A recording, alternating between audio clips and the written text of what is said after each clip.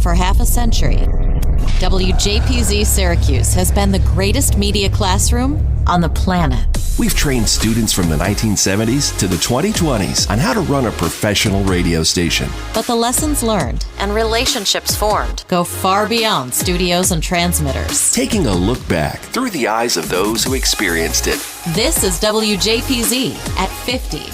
Welcome to WJPZ at 50. I am John Jaggay. My guest today from the class of 2016, Andrew Scaglione. Welcome to the show. Thanks, Jack. Thanks for doing this. It's been a blast listening to all the episodes so far and just learning so much about our fellow alumni. It's been a lot of fun to do, and I've learned a lot, too, as the host, and I'm excited to learn more about you. So start at the beginning. Take me through how you ended up at Syracuse and where you grew up and all that. Yeah, so grew up in North Jersey, as a lot of the Syracuse contingent comes from, the Jersey and New York tri-state area. And my dad actually went to Syracuse, did not do anything on the radio or TV or JPZ side. He was in Maxwell for public policy. So he was kind of that first planted the little seed in my head that Syracuse is cool. We used to drive up through there to visit our cousins in Rochester, went to some games growing up, always went to varsity when we stopped on campus. And then one of my dad's best friends who he met in college was Danno Wolkoff, who's obviously one of our most talented and successful alumni.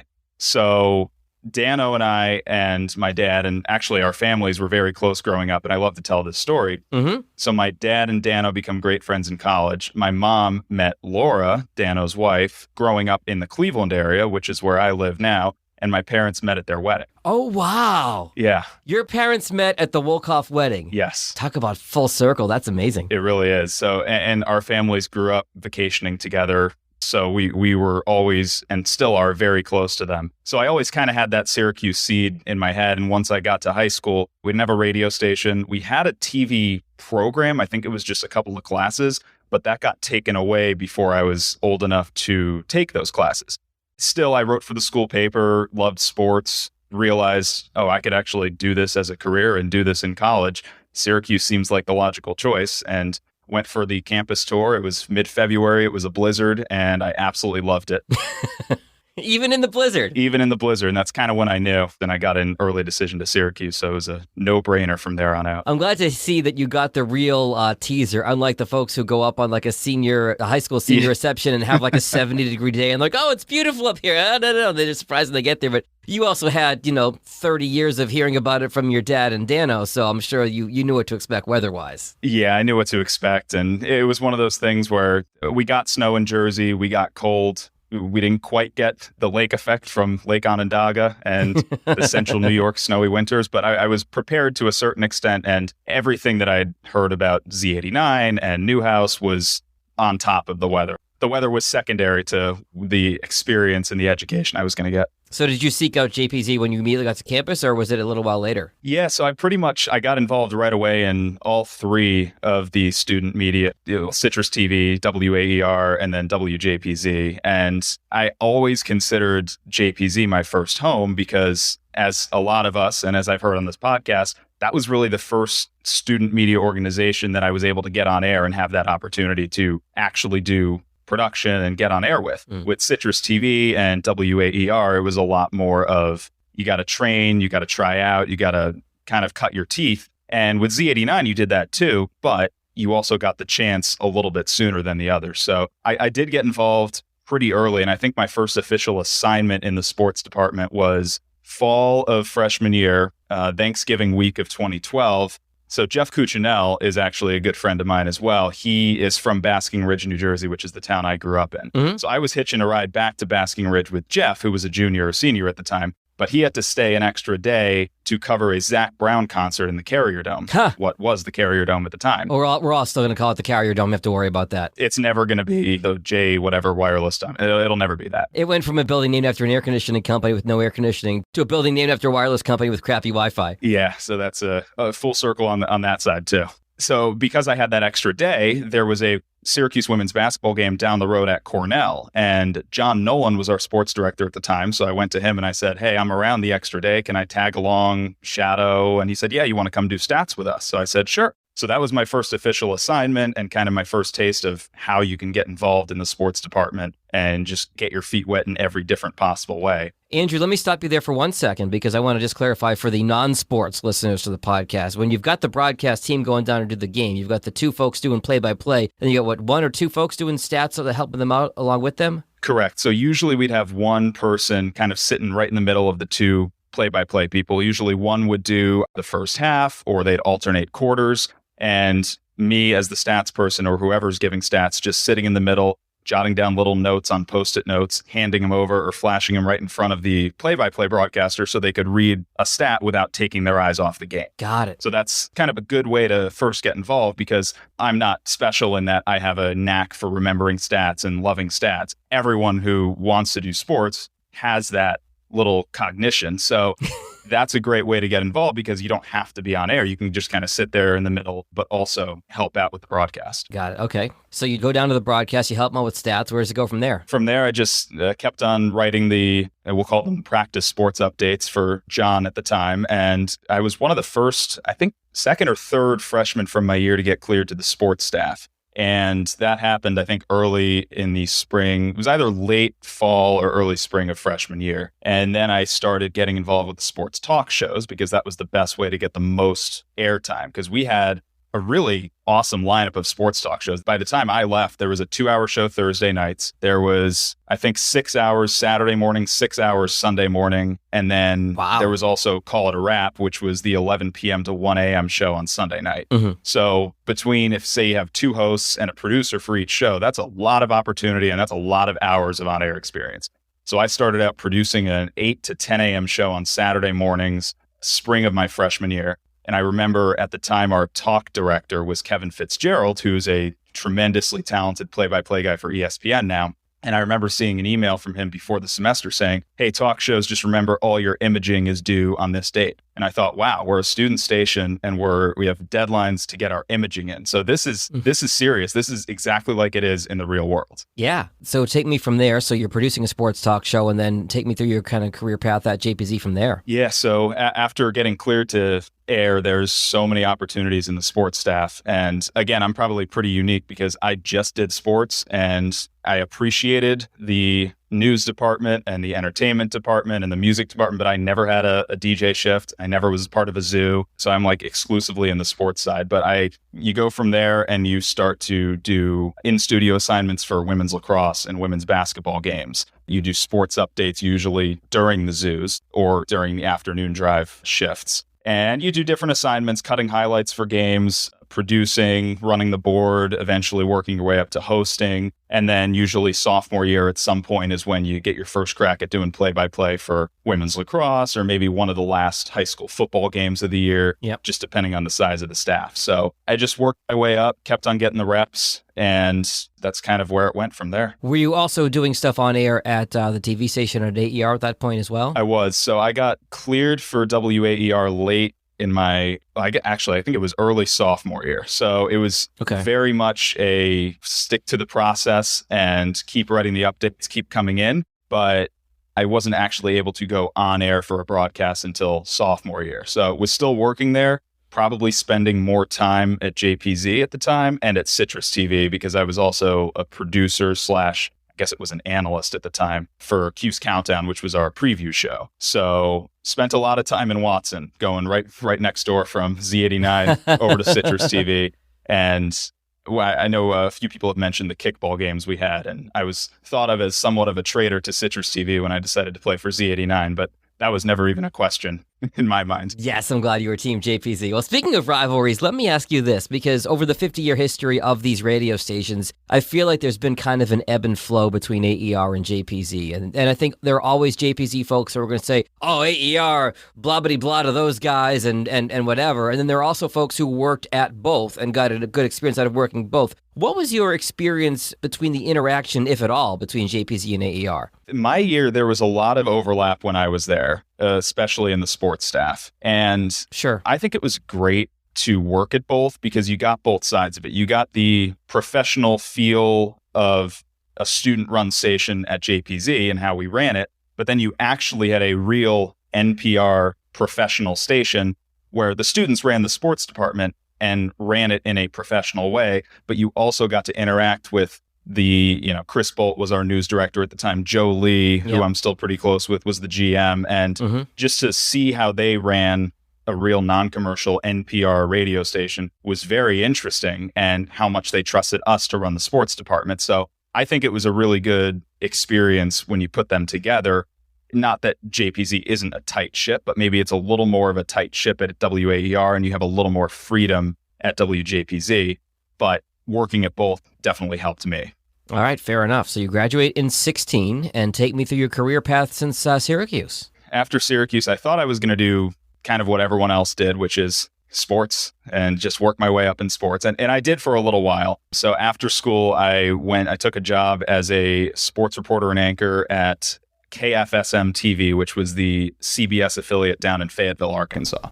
So growing up in New Jersey, I was lucky to be fairly well traveled with my family. Had never set foot in Arkansas. But we looked it up when I got the job offer, and it said Fayetteville was one of the top 5 places in the country to live. Oh, wow. So I figured there's got to be something there.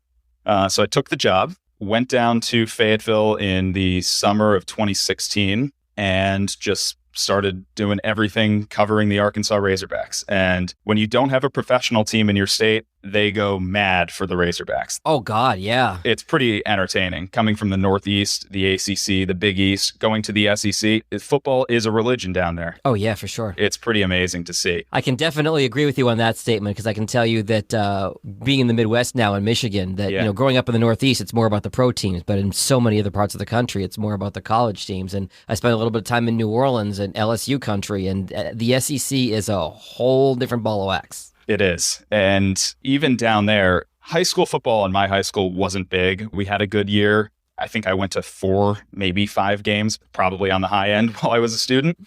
Then we go down to Arkansas. High school football is everything. And of course, Texas is the gold standard for high school football. Arkansas is not too far behind. I mean, they produce a lot of good players. The amount that the community cares about high school football, they see you out there with your camera on Friday nights or shooting preview stories during the week, and the impact is right there. Everyone covers Arkansas Razorback football and sports, but we prided ourselves on being the best high school coverage in the area, and it really showed. Talk about building a following on social media from almost nothing, and suddenly all my followers are Arkansas high school parents and athletes and friends and family, and it was really cool, and I really enjoyed getting out in the community and connecting with them that way. Better than half my Twitter followers are One Direction fans from 2011. So it's funny, how your professional job shapes your social media following. Yes. So how long were you in Arkansas, and where'd you go from there? So I was there for 3.5 years, and after a few months working at the TV station, I also picked up a morning radio production shift across the street at the Cumulus station, which was KQSM FM 92.1 The Ticket. So I was producing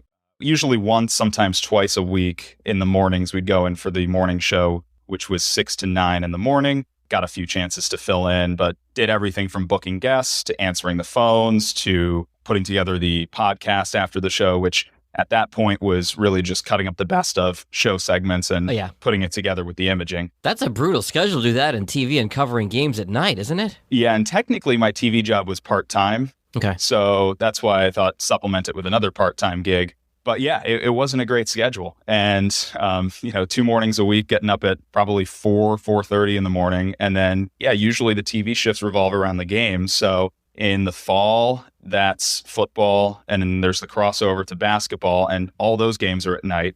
So sometimes they're working 3 to 11 or 2 to 10 or weekends and holidays. And I think I relatively quickly realized that maybe that wasn't the best way to have a family, have a normal working relationship with my wife and my friends. And I met my wife down there at the time, and we had started dating in, I guess it was 2017. Okay. So we were together for 2.5 years down there, and then she got a job elsewhere, and we went to Cleveland from there. Back it up for a minute. In 2018, while I was still in Arkansas, I had just had shoulder surgery and was recovering. Danno calls me and said, "Hey, we're starting up this thing at Envision Networks where we're doing remote or virtual news, weather, and sports reports. We want you to be the sports guy." Nice. I said, "Sure, that sounds great." From August of 2018, I was doing some virtual sports reports for the Maryland News Network Radio PA, which are the state networks of Maryland and Pennsylvania, and then one tiny little AM station in Muscatine, Iowa, KWPC AM. So usually every night I would go in, I'd write these little minute-long reports. I'd send one for the morning and afternoon to the 2 state networks, and I'd just send one a day to the AM station. So that helped me get more involved with Envision Networks. And then when my wife got a job in Cleveland, I called Danno and said, hey, we're moving to Cleveland. Jeez. Anything full-time. And the JPZ connection pays off. And with Danno, the lifelong connection pays off. And he said, can you do affiliate relations? And I said, well, I've never done it, but I'm willing to try. So I joined Envision in November of 2019, did affiliate relations, kept on doing the sports reports for a while too. And then I always joke about it with the guys at the company who I still see sometimes, that me joining Envision was the start of this like crazy, it just started a crazy chain of events, because that was November of 2019. So a few months later, Sun Broadcast Group comes in and the merger happens with Envision and Sun. And then a month after that, the pandemic hits. And then the next year was working remotely and getting everything figured out that way. And then we rebranded the company the year after that from Sun to G Networks. So it was just never ending change from that point. But basically for the next 2.5 years after that, I worked in network radio doing affiliate relations and then still doing some sports reports. And is that where you are now? So now in February of 2022, and I can say that now because it's 2023 when we're recording this, I joined a company called Radio Cloud, which is where I am now. And this was through a connection I made while in network radio. They tipped me off on this company and I looked into it. It's a cloud-based automation system for radio stations. So you have your audio vaults, you have NextGen, RCS, all the traditional systems. And Radio Cloud, it's a German product that was trying to break into the US market. So they hired a US team, and that's what I'm doing, more or less affiliate relations or sales, and then little on the marketing side and trying to grow the brand and get it onto stations here. Automation systems are not easy to sell, so it's still very much a work in progress. And a cloud-based automation system, which to dumb it down is basically you can run your station in a web browser from anywhere. Wow. So it's pretty futuristic. And I've always found that Europe is a little ahead of the US in terms of technology innovations, especially for radio. So I'm pretty confident that within the next few years, this thing's going to take off. And it's exciting because I know at JPZ, we have always the best of the best for the students so they can learn and get ready to move into the market. So hopefully with this next crop of students moving into the market, cloud-based automation systems become a thing of not just the future, but of the present. So I think it's an exciting time to be a part of this company, Radio Cloud, and I'm excited to see where we go from here. Very cool. Well, let me ask you a question. You've probably heard me ask other folks who have been working in radio on other episodes of the podcast, Andrew, and that is, as somebody who's working in an automation software right now, and then also who did affiliate relations and spoke to all these other radio stations, what is your take on the state of the radio industry right now and what it needs to do to stay important in people's lives? Yeah, it's a really interesting discussion right now because everything is changing so rapidly. With you have your big companies, your iHearts, your Odysseys. It seems like every few months you see one of the articles, write-ups in the trades about the rifts, the reduction in forces, and just consolidation, people downsizing their studios, and all the news seems to be negative, but I don't think it is, because we have this amazing crop of talent all across the industry that's evolving and doing podcasts and doing digital content and sharing audio across multiple stations and across the ownership group. I mean, to stay relevant, it's just got to be, I think one of the last episodes I listened to, you guys were talking about audio in cars and how do you get audio into more cars, not just from the radio, but from other sources. Alex Silverman, I think that was, yeah. That's going to be the key, is making everything as available as possible, because the younger generation does not listen to radio as we did growing up and as people older than us and maybe even just slightly younger than us did. It's a lot different, but it's all still audio, it's all still content, and people still engage with that content and with those personalities. So I still think radio's in pretty good shape. And I think maybe it was Mark that said the other day when I listened to that episode that he thought the AM band was going to go away. I could see that happening in the near future, because I know in Europe right now, they're going a lot of what we have HD radio here. They have DAB in Europe. And a lot of countries, I think Norway is one of them, have gone completely digital with radio and just taken off not only the AM band, but also the FM band. That is fascinating.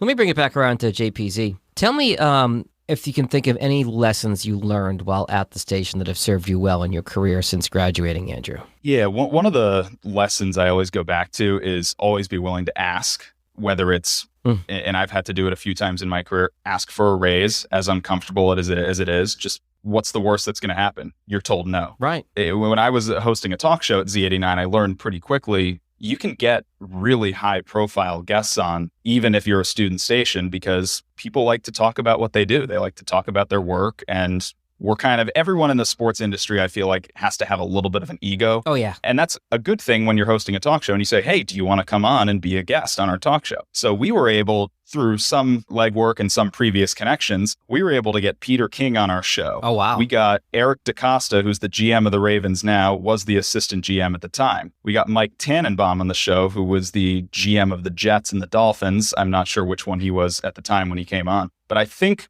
I have to go back and see if I have this audio. I'm not sure if I do. I think I straight up asked Eric DaCosta, and disclosure, I'm a Ravens fan. I think I asked him, is Joe Flacco elite? Oh, which was you flat out asked him that. Debate. I think I flat out asked him that. And I think he danced around it in a very good way. You know, Joe's our quarterback, and and I love Joe Flacco. He got the Ravens a Super Bowl, but I think I actually had the cojones to ask him that, which was pretty, I don't know, I feel like that's a very JPZ thing. We're always willing to ask whether, whatever it is. And I think that was one of the main lessons I learned. Another one being just don't burn bridges, because no matter who you meet, you never know who's going to come back to help you down the road in your career, in your personal life.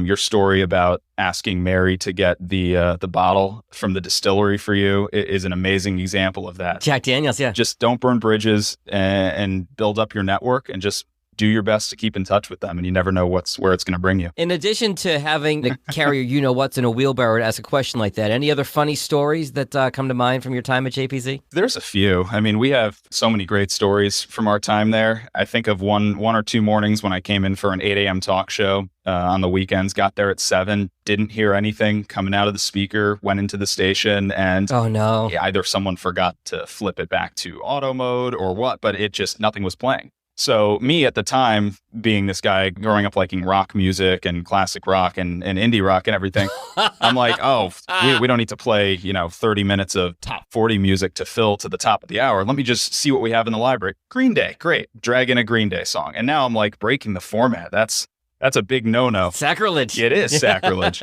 So that was one memory I think of, and just to dog on myself a little for breaking the format. But I think when I came in, we were just transitioning from the beat of Syracuse to York Party Station with the branding and the logo, which you can't see, but I'm wearing on my shirt, is the new logo. So the rebranding kind of happened while I was there. We had so many talented people at the station in every department that were doing promotions and doing events. I know Allie Gold was on the podcast. She talked about helping start that kickball, Citrus for C89 kickball. I think that's still going on today. That was a lot of fun. Mm-hmm. 1 year after we played kickball, Z89 won, and I had a afternoon sports update that day. So I did 90 seconds on the kickball game. That's great. And I know I still have that audio somewhere too. Hey guys, breaking news from Syracuse. In the first ever Z89 vs. Citrus TV kickball game, radio prevailed over television. Z89 won 9-6. After jumping out to an early lead, it was the defense that kept WJPZ on top. Head coach Lucas Favalli recalls one play in particular. The lineup came through up and down, and the fielding was just tremendous. Turned a triple play out there. Come on, you don't see that very often. Just really well done. Favalli made some otherwise decisions as well. Leadoff hitter John Paul Chunga went 4 for 4 with 3 runs scored, and lefty Jeff Kirkjian went 2 for 4 but tallied 2 home runs and 5 RBIs. Those two were co-MVPs of the game. But another key factor for Z89 was the pitching. Jay Alter threw 7 strong innings before Coach Favalli made the decision to go to the pen. Jay was really throwing the ball very well. It was we thought he probably could have got another inning. Jeff really, he looked good in the pen, though. We watched him before the game in the pen, saw what we liked out there, thought he could certainly come and get at least 3 outs, maybe 6. Reliever Jeff Cuccinell only reached base 1 of 4 times, but came in for the 6-out save. The great Cucino downed 6 of the final 7 batters, including the ever-elusive strikeout in the bottom of the 9th. So once again, in the first annual Z89 vs. Citrus TV kickball game, WJPZ came out on top 9-6 behind explosive offense, solid defense, and shutdown pitching. Jay Alter with the win, Jeff Cuccinell with the save, and Coach Lucas Favali can expect a Gatorade bath in the near future. And the Watson Cup goes to radio. Andrew Scaglione, Z89 Sports. I don't know. I was just, no one needs to hear about Syracuse sports right now. They need to hear about the important things. And your Z89ers beating Citrus TV in kickball was the important things of that day. So I'll give you one more funny story. Sure. One of Danno's great family friends had a son who at the time was a senior looking at school, and they figured, oh, let's just have Danno take him up so we don't have to make a trip to Syracuse. His name's Max Spillman. So we went to Banquet, the 3 of us. Max got dragged along, and he was probably thinking, whoa, this is such a tight-knit group. Like, I feel very out of place here, because even for some of the younger alums who haven't met everyone who's made such an impact on the station, it's a lot of people just, It's a weekend for the alums to reminisce. That's exactly what it is. And so after that, there was the 2 after parties. I think one was in the hotel lobby and one was at a house on Ostrom or something. So Dan was like, take Max to the house on Ostrom. I'm like, okay, what better way to introduce a prospective student to Syracuse than take him to a Z89 after party? And long story short, Max Spillman is now a student at Syracuse. So nice. I don't know if our weekend helped at all. I think he's sports management, but I thought that was kind of a funny little story to add on the power of the Z89 Alumni Association. It's funny how stories echo through the generations. I remember as a music jock with Brett Bossy, who connected us. Our senior year was the first year the Patriots won the Super Bowl, and we're both Patriots fans. And I remember talking about the Patriots on JPZ, I think in a music show. And I think somebody in management was like, you think a 16-year-old high school student in Syracuse cares about the New England Patriots? I'm like, yeah, my team, they finally won the Super Bowl. First time in my life. Stick to Mary J. Blige, Jag. Okay, fine. So yeah, exactly. And on a sports talk show, I feel like we had a little more leeway with that. Sure. But even so, like, I'm a big tennis fan. I'm a big golf fan. No one really cares about those sports. They're listening to a top 40 station, even if they're listening for sports talk. So even I had to rein myself in a little and just, know your audience is another very important lesson. Try to make everything as relatable as possible, no matter who's listening. Any relationships that come to mind? You've already mentioned a couple folks, but people that you've met at the station, either that were classmates of yours or other alumni that you've been able to maintain relationships to this day. Obviously, you mentioned Danno. Yeah, so Danno has been one of my great friends and connections. I would say Mike Cousins has become one recently. We were both in Cleveland for a few years and became close. We actually even had him on our sports talk show once while we were in school. He was up to call a game at the Carrier Dome and came in. And I just remember my first thought was, wow, he's really tall. Yes. But we became great friends when we moved to Cleveland, my wife and I. And then Craig Hoffman has always been, I was just always very connected with him. He was always willing to critique my tapes and listen to my sports talk segments. And Craig was very helpful in 2016. So when the Syracuse women made the national championship in basketball, I was fortunate enough that year, knowing my pecking order at WAER, I was not going to get to call a men's tournament game. Right. So I said to our sports director at the time, who was Paul Mancano at Z89, I said, I want to do the women's tournament run. And he said, yeah, fine, it's yours. So Seth Goldberg, who's one of my great friends to this day from Z89, he and I did the first 2 rounds in the Carrier Dome. Syracuse made the Sweet 16. I said, great, where are they going? They're going to Sioux Falls, South Dakota. How do we get to Sioux Falls, South Dakota? But Z89 and Sam Candell was our GM at the time, and she found some money in the budget, but only for one person, and that one person was me. So I spent a weekend in Sioux Falls, South Dakota in March. Really cool town, actually, just not when it's freezing cold. And got to see Syracuse beat Tennessee and then South Carolina, just perennial powers, make the Final Four. And then the Final Four was in Indianapolis and went to that too. I think that was during Banquet weekend 2016. Okay. Because I think I had tickets to Banquet and had to say, well, I'm not going to be able to go because we have the national semifinals going on during the Banquet. I'm pretty sure it was a Saturday, Monday. And Got to broadcast the Final Four from that game. And I guess the tie back to Craig is that he helped with a lot of the imaging, and he helped us voice a new open for the semifinal and the national championship game. But that was just a really cool experience because we figured this is a probably once in a generational event to broadcast on the station. Even if they lose in the Final Four, let's give it our all. So we did what normally is a 15-minute pregame show, Orangewomen's warm-up, turned into a 30-minute pregame show, and we ran some special features, did a few interviews on site, and it was a great broadcast. I think Paul Mancano was the producer of that broadcast. Stephen Conowitz, who's one of my best friends to this day from Z89 and from Citrus TV, he was on running the board for that broadcast. It was kind of an all-hands-on-deck thing, and it turned into Syracuse making the national championship against UConn. Peterson, with a big smile on her face, dribbles out the game, and Syracuse is headed to its first ever national championship game with an 80-59 routing of Washington in the Final Four. And back to the lesson of just ask for opportunities. I asked whoever was the media contact at the Final Four.